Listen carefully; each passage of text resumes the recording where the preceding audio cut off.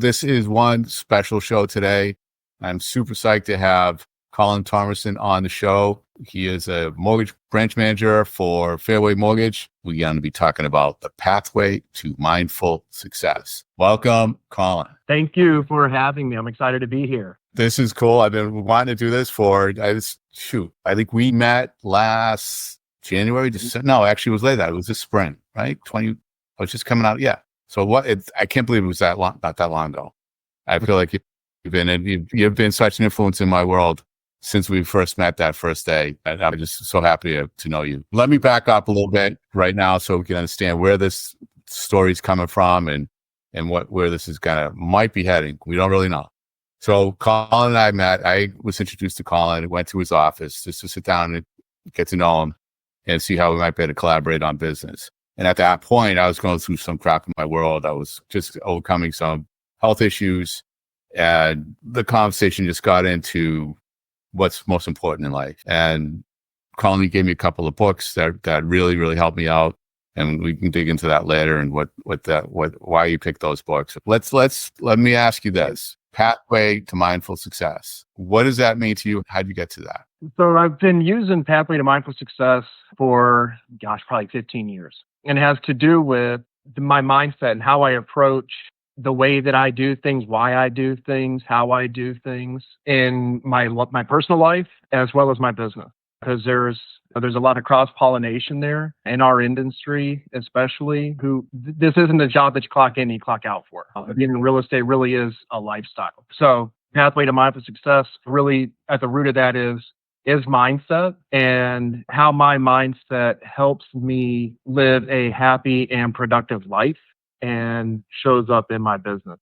So we're all told we got to get up and grind in the morning, get it done, like start hitting the phones, grind it out, and then hit the chaos of the afternoon, putting everything together and keeping it all going. And how do you apply that to mortgages in your business when there's so many moving parts? How do you keep all that floating? Well, I start right away when you say grind. That right there I start to think about my internal dialogue, right? In the messages and the stories that I'm telling myself. So I don't use the word grind, for example. It feels very harsh and rigid to me. We hear a lot of people around me say it. I use a variation of grind, similar type of principle, but I would say continuous effort, right? Okay. So if I'm making, because I'm framing, and if I have to get up and grind, I'm not always up for that, right? But I am up for continuously making an effort. And at the other part of that question, though, I'm sorry. Yeah, how do you stay mindful when you have all these pieces of a contract, a deal going on that are pulling at you? People have their needs. You have people that have their wants. You have appraisers. You have clients. You have agents. You have attorneys. All these people coming at you with different needs and wants. And how do you maintain that mindfulness where you don't get into the grind? A lot of practice. And I fail a lot. Every day, I make a ton of mistakes, but I give myself grace. My ego follows me around like a shadow, right? All the crap that I've been carrying with me since before I could walk, right? My backpack, it weighs me down too. You know what I'm saying? So I keep trying. I give myself grace, and I know that whatever it is, this too shall pass, right? There's one constant in life, and that's change. So I know that things are going to change. So when things aren't going quite like I'd like them to be going, I hang in there, right? Ride the highs and roll with the lows, because I know that it's going to change, hopefully sooner than later. And then I have tools that I use, like meditation, for example. Yeah. And I'll even say, when I start talking about meditation and that hold on a second. If you're watching this, don't hang up the phone. Stay focused. It's worth paying attention. Don't let the word meditation say, pay attention. This is good stuff. Dude, I'm glad you said that. And so everybody, like we didn't talk before this, right? Like we're freestyling this whole thing. What I've been thinking about is the word meditation people have a reaction to it, right? And I get it, because it can feel a little heavy and it feels like, I don't know why it just does. I understand. So what I'd like for us to talk about is just breathing, not meditation necessarily. Let's just talk about breathing. Okay. All right. And why? We all breathe. What do you mean? We all breathe. But do you breathe consciously? If you consciously Isn't that breathe, isn't that the same thing as meditation? I'm truly. let's not throw that meditation word out there. People get weird about it. All right. You know what I mean? And have a feeling to it, right? But just to lighten that up, meditation, the definition of meditation is to bring awareness to, okay? So as I was thinking about having this conversation with you, what do we want to bring awareness to? I'd like to encourage folks listening to bring awareness to your breath, because your breath is your breath will bring you back to your center. If that word feels a little funny or you can't quite put your finger on it, when I talk about your center, how about an anchor? Sure. But your breath is your anchor. You can drop it, let it sit, and you can really reframe your perspective. Instantly. Not right? quite. Well, if you're in the middle of a heated situation and you stop and you pay attention to your breath just for a few breaths, it's going to slow you down a little bit. Oh, absolutely. It absolutely will. It changes as we've started this conversation, right? I had some, I wouldn't call it anxiety, but I don't do this all day, every day, right? But as we've talked about it in the subject matter that we're discussing,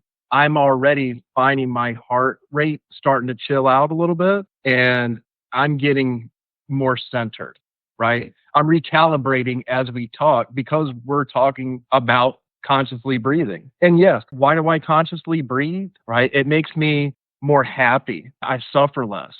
And when I talk about being more happy, I'm not talking about like all these like magic feelings and skipping down the street type of sort of thing. I'm just a little bit less of an asshole, right? Yeah. I feel better, and I'm cool, man. I'm cool. I'm okay. And that's really what I'm going for, Yeah. right? And then from there, if we can expand it and we have those moments of like elation and joy, that's great. But fact of the matter, bottom line, really plain and simple of it all is I feel better, right? And when I feel better, I'm breathing now. People around you will notice. You're better for the people that we serve, and it shows up everywhere in a really positive way.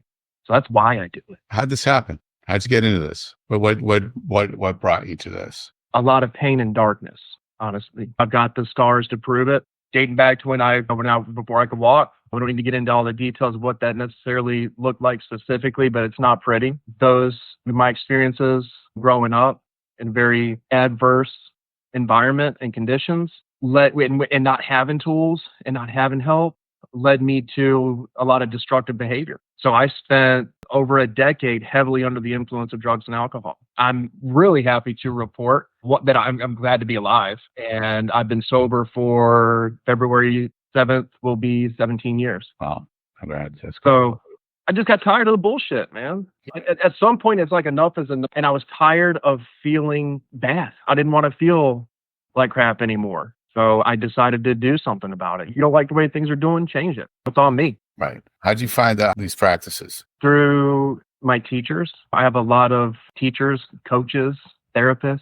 Something else, just as a little sidebar, it's important for us to pay attention to who we hang out with. Really important to pay attention to who you hang out with. And I was exposed to meditation, which has been really helpful. And I'm also, a lot of my practice is done in the yoga studio. That's right. Another big help for me in being the best version of yourself. It's like, man, that's pretty high standards. It's like, I'm just trying to be a little bit better than I was yesterday, or somebody that I'd like hanging out with. And moving your body is one of the best things that you can do for yourself. You get fresh oxygenated blood pumping through your veins and your brain. It changes you physically. You can physically feel the change. And those endorphins that are released are very healthy. And it does a lot of good for your mental and spiritual state as well. This is all great stuff. And people that are watching, we're talking about being mindful, breathing.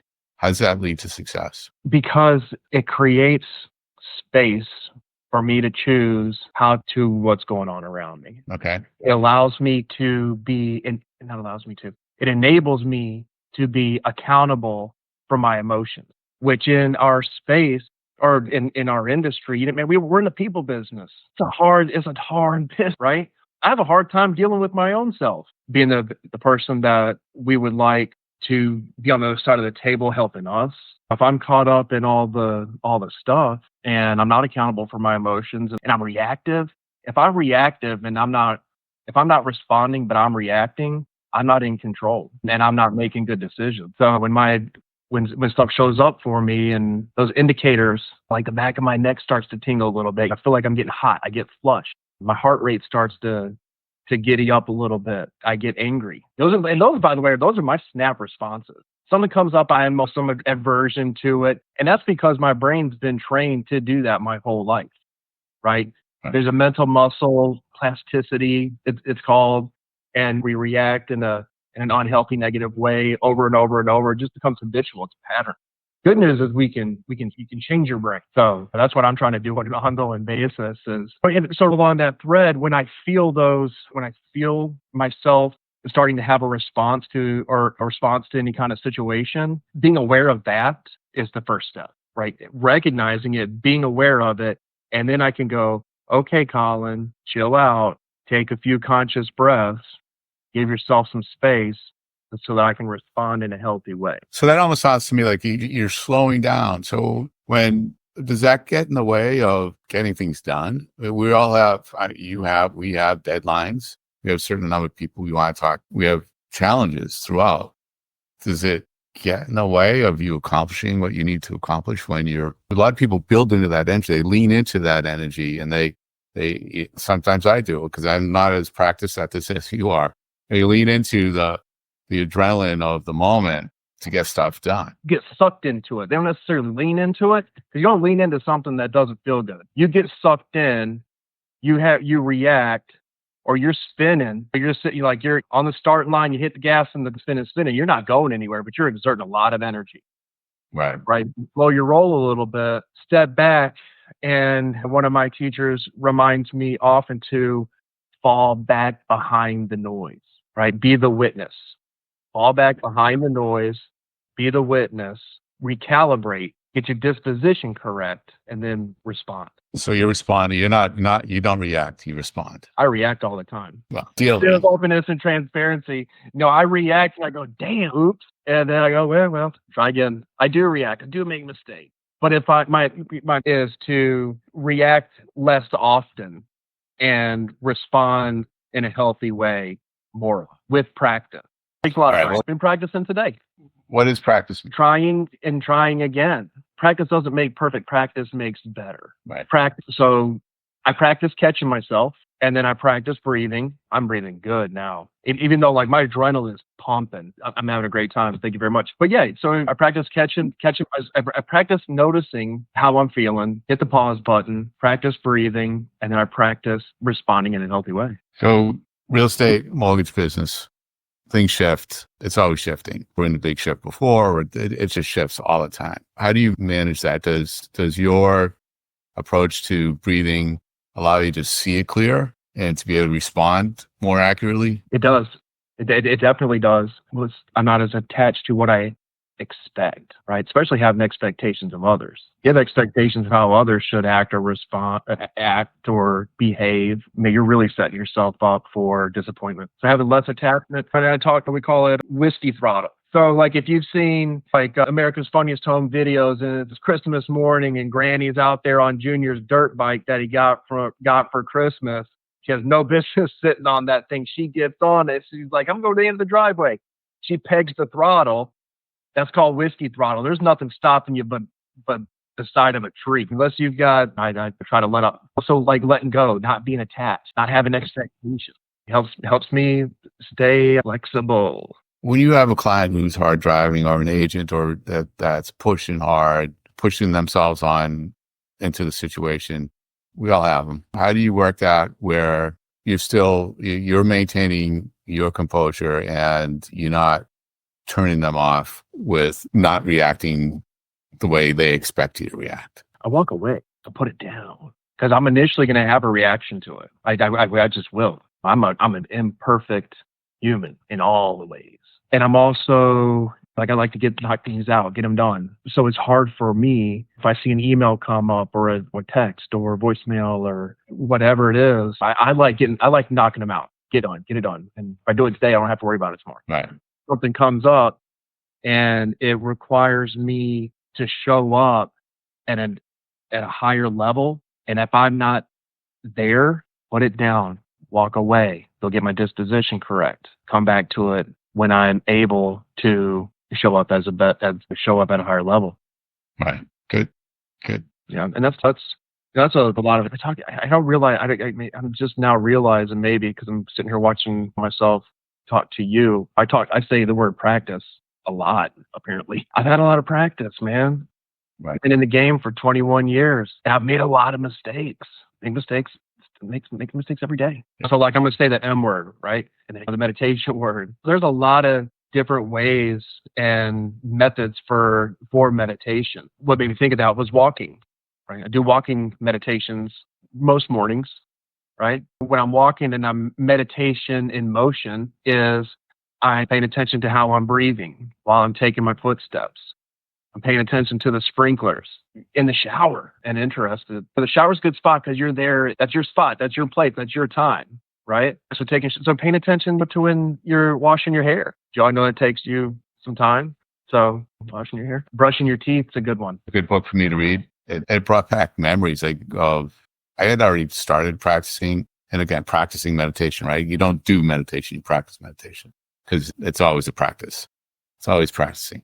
So I had a good friend, Mary Mullen, who was very much into it, and another good friend, Crystal Thuby, who was turning me on to meditation a bunch of years ago, and I had forgotten. I had let it go. And when you gave me the book, 10% Happier, that brought a lot of that back. And here it is, Dan Harris. Yeah.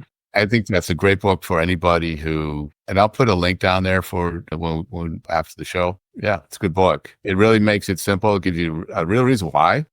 And his story is not unlike many stories where just the stress of life gets in the way. And yeah. It is a good book because it's Dan telling his story, right? So he talks about being in journalism and freaking out on the air and all the steps along his journey, and going from covering war as a journalist to finding himself on like the religious beat and all the people that he met along the way. And he just happened to stumble upon meditation. And he was like, yeah, calling BS on it. And then he started hanging out with these folks a little bit. And he was like, that kind of works. I don't feel like such an asshole anymore. He talks about 10%. 10% happier is like just a little bit. It's still a little bit better. And that's why I talk about, like, man, I'm cool. I'm all right. I'm going to be all right. He said something a moment ago that when you were talking about I got you saying practice now. I partner with the practice. I carry around with me in my pocket. Healing is a process. It's not a destination. Breathing and meditating and being conscious and present and aware is healthy. Yeah. And it shows up for you at home, your relationships with your spouse, with your teammates, with the families that we serve to help buy homes. It's really healthy. And it shows up for your health too. It can come off like blood pressure medication, help you lose weight, get your cholesterol to a healthy level, just feel better. Meditation and breathing is my go-to. Like, they're the first ones I go to. The first one I go to is my breath.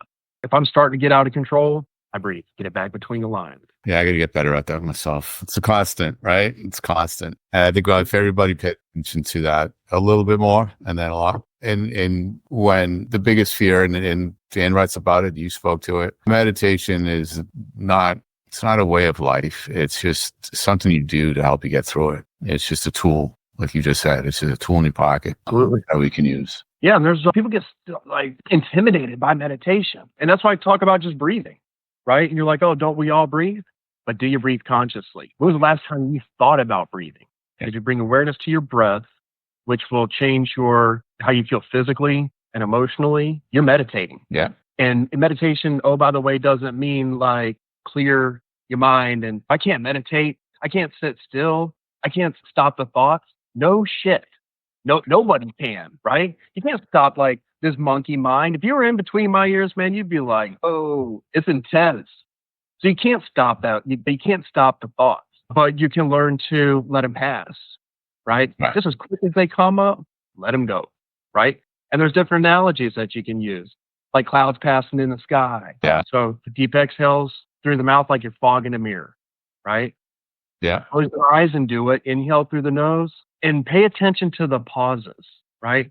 The pause before the in-breath, The pause at the top of the in-breath. Exhale through your mouth like you're fogging a mirror.